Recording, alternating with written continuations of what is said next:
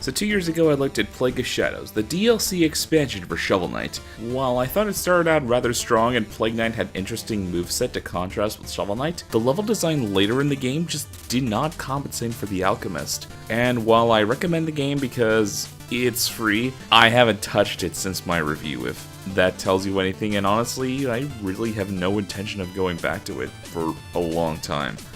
But Specter of Torment? Man, just like Shovel Knight, I think I'm going to be heading back to this game pretty often. And dare I say it, this game not only matches the quality of the Shovel of Hope, but perhaps even exceeds it.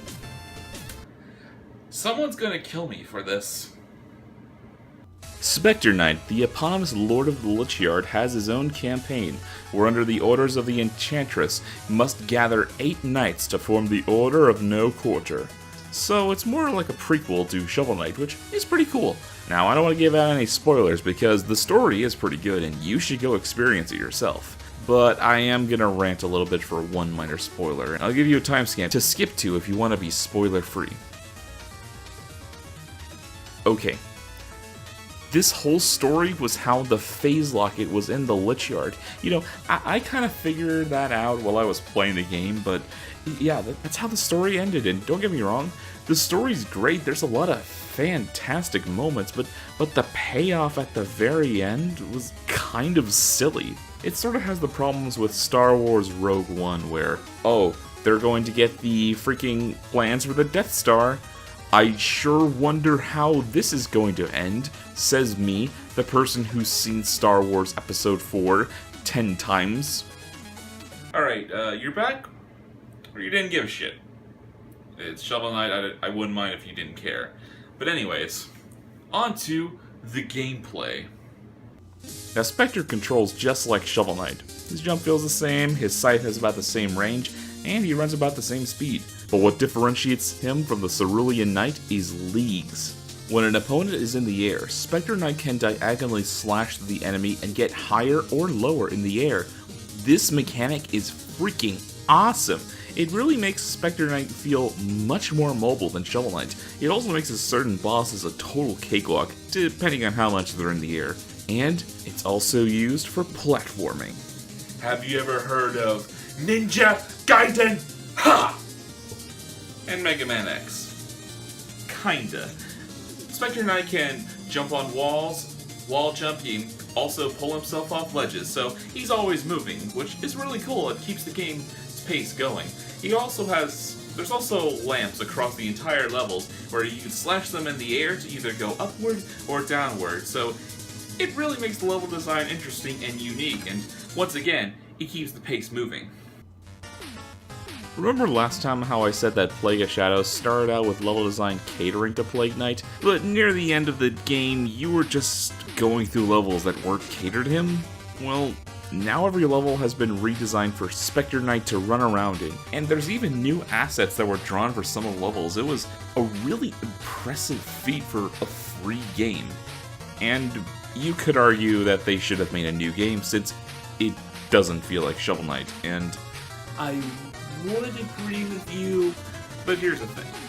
Even though they made new music, made new level artwork, it shows that Yacht Club Games will go to any length to deliver the perfect 2D experience. But then again, they could go pretty far with a sequel. Specter of Torment 2? I'd be down for that. That would be killer. Back in Shovel Knight and Plague of Shadows, you went through a Super Mario Bros. 3 overworld and went from world to world. But here, there's a hub world where you can buy upgrades and do minigames. When picking a new stage, you're given a Mega Man-esque choice of where you go next at this giant mirror, thanks to the boy who becomes the Apple Guy. The NPCs were pretty funny to talk to, and there's some character development with some of the monsters.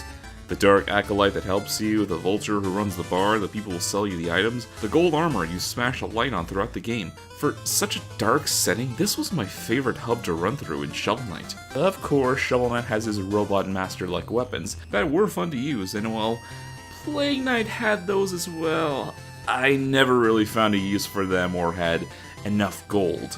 In Specter of Torment, throughout the levels, if you explore thoroughly enough, you'll find 10 red skulls. Trade them into a shop in the hub world and he'll give you an item.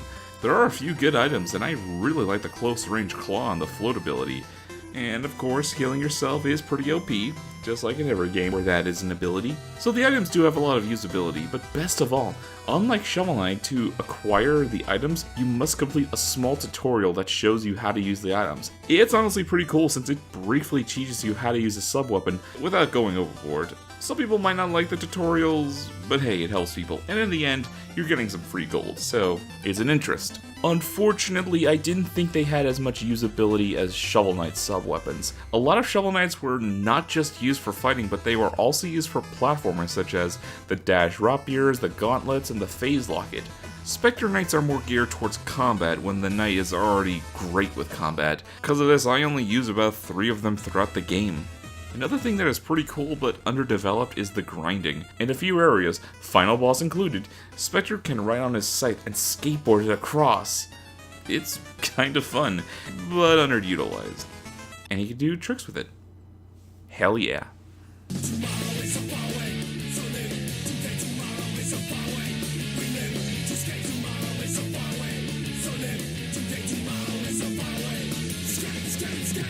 And now, while everyone is probably going to get mad at me, I don't care. Now, while I find objectively Shovel Knight and Specter Knight to be of equal caliber of quality, I like Specter Knight a lot more than Shovel Knight. Like, his frantic gameplay just fits into my preferred style of gameplay. I really like how he controls, and it's just a lot of fun. I've been saying this the entire review. It's a lot of fun. It kind of feels like the modern evolution of a Ninja Gaiden game, if you turn down the asshole meter. And I gotta say, the game was a comfortable stroll all the way through. Not too hard, not too easy, but goddamn, man, the Tower of Fate, those 2 levels were bananas. Graphics. It's Shovel Knight. Nothing more needs to be said, except that they really went out with the pixel animation. It was damn near impressive the amount of flippy shit Spectre could pull off with his scythe. Now the music, oh my! Unlike Plague of Shadows, every song was remixed with a Halloween edge! And really what I mean by that is the songs feel a lot more energetic, and even though they're using the same songs, a lot of them feel like hard rock and hell, even heavy metal in other parts. The remixes are incredible, and they're worth a listen. My favorite is the Clock Tower, because that song it starts out with a really good tempo, and the tempo just increases. It's super head-bangy. It's really freaking good. And the Lich Yard, that's really good too. The tempo on some of these songs is set up a lot faster, and it fits in with Specter Knight because he moves a lot. His gameplay is even more faster, so the music is fast along with the gameplay. It's an incredible amount of attention to detail, and it's great. Again, my personal favorite songs are the Clockwork Tower, the Stranded Ship, the Lich Yard, and Propeller Next Stage. Those songs were freaking great. I love them. Give these tracks a shot and then go buy them on the official Bandcamp. As you all know, there is a difference between a game that has a good soundtrack and a game that is a good soundtrack that complements the gameplay. And boy oh boy, does Specter of Torment nail this. And hey, the Homeworld music is pretty good. It has that 8-bit version of something by Bach or Beethoven, that thing that goes dun dun dun dun dun dun dun dun ba ba ba ba ba ba ba ba ba ba ba ba ba ba ba ba ba ba. You know that song? Yeah, that's pretty good. Makes great Halloween 8-bit music if you're into that. Unfortunately, there were a few remixes that weren't super great. I'm kind of looking at Strike the Earth, which nearly turned me away from the rest of the soundtrack. It's not bad, it's not a great remix, and I really didn't like it. It's crazy because the original Strike the Earth, that set the musics in Shovel Knight's bar really damn high, and it's possibly the best track in the Shovel of Hope. But here, the remix just isn't great. As of right now, Shovel Knight is considered one of the best games created through Kickstarter, and one of the best platformers ever made. It's hard to deny any of this, but what's more impressive is that the base game alone is receiving all of this praise. Over the past 3 years, Shovel Knight has grown into a game that is packed with enough content where most of it is considered S-level quality. Even Plague of Shadows, where in comparison to the Shovel of Hope, is not that great, but to other games it stands much, much taller. Shovel Knight still is not over yet, as there is still one more promised campaign with King Knight. Now, I'm not sure how they're going to top Specter of Torment, but if they are able to at least make the game as good as this one, the Shovel Knight Treasure Trove is probably going to become one of the greatest games of all time, through quantity of quality. I just wish the name was a bit better. Now, Specter of Torment worth your time? Fucking yes it is! For one, it's free! You just have to buy Shovel Knight and beat the game once. The game has great controls, fantastic level design, simply superb remixes, and it's a joy to play.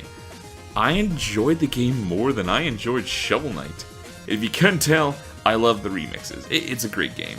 There's probably only 3 of you out there who haven't played Shovel Knight yet, and I think you're all insane for not playing it. But I will entice you with new content for the base game. Shovel of Hope, Body Swap Mode. I will talk about this briefly, but when you're starting the game up, you're able to turn on Body Swap Mode, which changes the genders of Shovel Knight, the Order, and the Enchantress to the opposite. So, you're able to play Shovel Knight as a girl.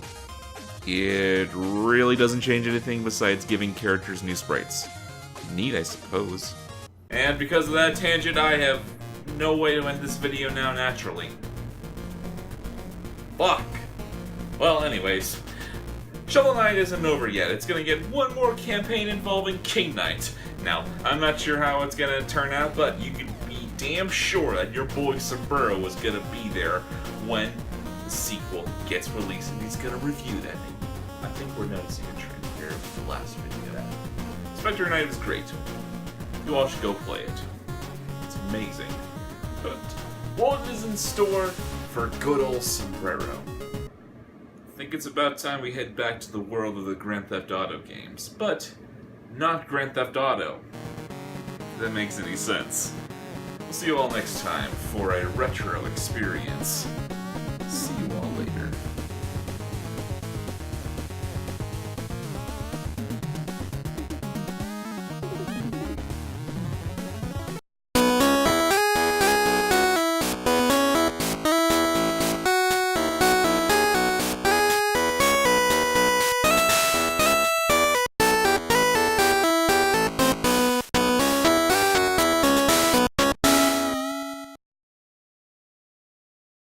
Getting softer. Ah! Go! Okay!